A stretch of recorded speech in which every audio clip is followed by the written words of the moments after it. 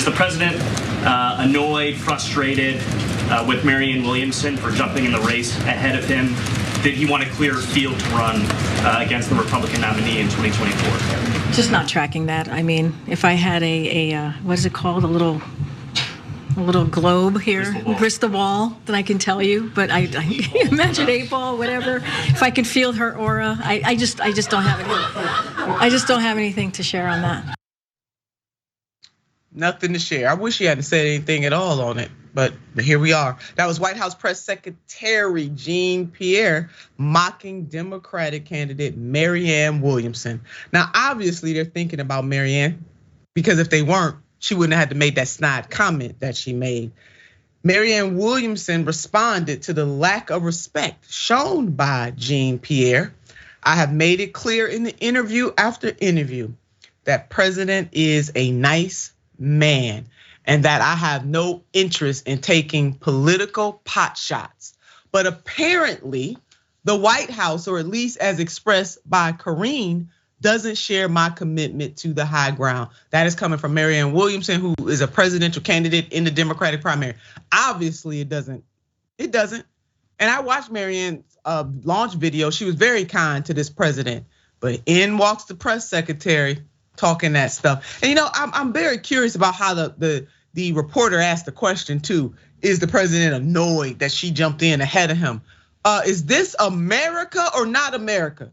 Nobody got to get anybody's permission to jump into any race. Y'all see how that phrasing goes?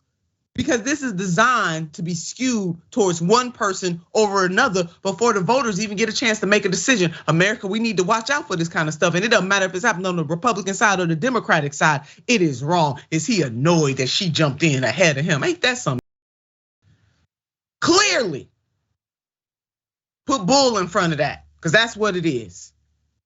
And a lack of respect was something Marianne did not resort to in her official announcement. Take a look. We all owe President Biden a debt of gratitude for defeating President Trump in 2020.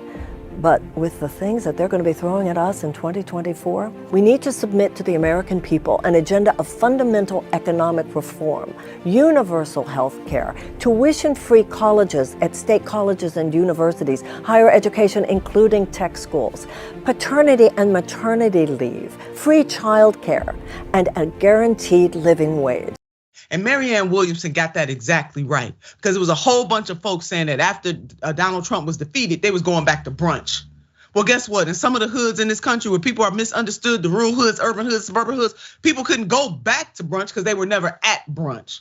So that kind of attitude, Marianne Williamson is absolutely right. That was no time to rest on laurels. It was time to use the power to provide, to have a vision that provides provision for the people. But they did not do that. Since they don't want to do that, we're gonna hit them up with a reality check. When it comes to universal health care, 57% support federal government ensuring universal health care. This is in a survey, 57%.